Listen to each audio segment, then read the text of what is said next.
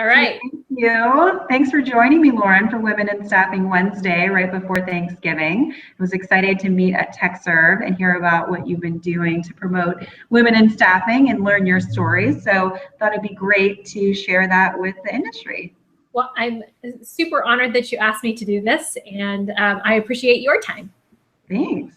So why don't we start with a little bit of background about how you ended up in the staffing industry? Well, I was raised by a good Southern woman, and the only job she ever did have was as a Kelly girl. And so a little lost, fresh out of school, she said, "You know what you should do?"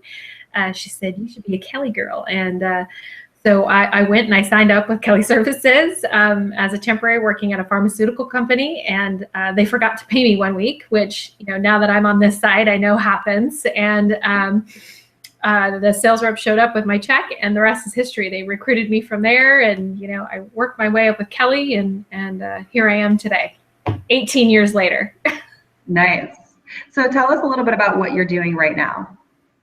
What I'm doing right now, I am the Director of Talent Acquisition Resources and Strategy with Volt Workforce Solutions. I have the longest title in the organization. And essentially, I'm the single point of contact for all of the tools in which we utilize to acquire talent. So it's a very fun job. It has a lot to do with technology, which I'm extremely passionate about. And it's a very forward-thinking position. So I love it. I love where I am. Great. So thinking about where you've come from in the industry and now reaching that 2-decade mark, what are some of the lessons that you've learned along the way, things that you know now that you wish you would have known when you started? 2 decades sounds like a really long time, first off. But I think the one thing that when I look back, I wish I would have done sooner was, ask more forgiveness and less permission. And not wait until somebody taps you on the shoulder. This is an extremely entrepreneurial industry, and I think you have every opportunity to take advantage of that. So I learned it pretty early on, but I had the opportunity, as a chronic malcontent, or as Erica said in the women's meeting, blessed with the gift of eternal dissatisfaction, right? Yeah. I think I could have learned it earlier. Yeah. So what has kept you excited about the industry? You've learned so much over your career thus far. What keeps you here? Well, I don't think there's any other industry where you can have your hands in so many cookie jars. I mean, you could have one sales day where you're at where they make medical devices, or where they make cars, and then where they make wine. And it's endless, the amount of education that you get in a million different industries. And so I think all of us in this industry have voracious appetites to continue to learn, and this is the perfect industry for that. So what, from your perspective, makes you excited about what's happening next? Where do you see the industry evolving? Oh, well, technology is going to have a big part in that, and where we go. I think you're going to see more acceptance on the candidate side of that technology and more automation. I'm really excited to not remove the human element of what we do, because I think that's really, really important to keep that intact, right? This is a people business, and we have to honor that.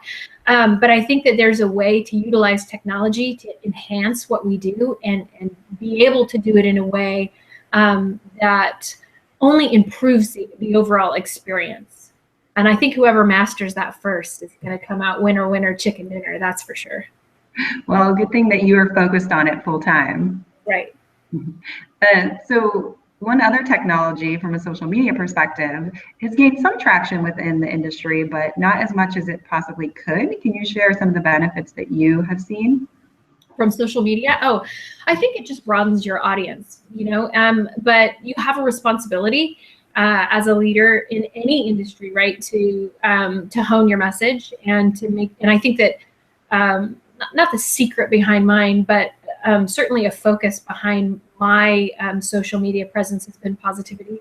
And no matter what the situation is, grabbing the positive, whether it's a conference or a big speech that somebody's giving, or a speaker that I tend to listen to, you know, or even an article, drawing what's positive out of it as opposed to picking apart what may be wrong with it.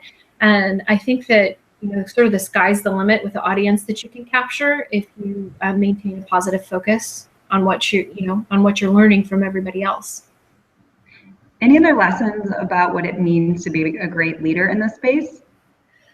Well, I have three rules. You know, you've got to stop, look, and listen, right? And treat everybody with courtesy, dignity, and respect. And then don't ask anybody to do anything that you are not willing to do. And I think if you can, you know, stay with those hard and fast rules, you're going to be a strong leader no matter what. So what's next for you in 2016? 2016. Well, I have one in college. I have one in high school. So 2 girls. So I mean, whew, that in itself, I'm sweating a little already, right? I have a half marathon coming up. That's my personal life. We've just embarked on a big partnership with Bullhorn. I'm super excited for 2016 because I feel like the sky's the limit with that, and the efficiencies that can offer our organization. And so I'm really excited about the technology in 2016 and the partnerships that we are connected with and embarking upon. So 2016 is going to be the year of technology, I think, for us. Great. Well, thank you again for joining us for our chat today, and thank you for always promoting women in staffing and women in the industry. That's what # women in staffing. Get it done, ladies. Lady leaders. Thank you. Well, I will see you soon. Have a great Thanksgiving. You do the same. Thank you. Thanks, Lauren. Bye.